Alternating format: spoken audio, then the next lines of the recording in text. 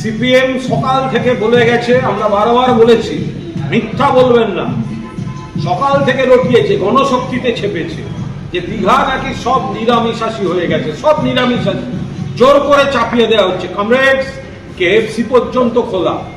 দুপুরে দেখিয়েছিলাম পমফ্রেট মাছ দিয়ে ভাত খেয়েছি, এখন কাজ শেষ, উদ্বোধন পর্ব শেষ, মুখ্যমন্ত্রীর কর্মসূচি শেষ, দিলীপ ঘোষ দেখা করে ফিরে গেলেন, এখন আমরা কেএফসিতে। কমরেডস, নিরামিষাশী কেমন লাগছে কমরেডস?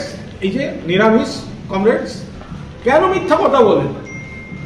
কিছু সংগঠন বলেছে আজকে জগন্নাথ দেবের মূর্তিতে প্রাণ প্রতিষ্ঠা এবং মন্দির উদ্বোধন, আপনারা নিরামিষ খাবেন। তো বলার রাইট আছে, বহু মানুষ নিরামিষ খাচ্ছেন, খেতেই পারেন।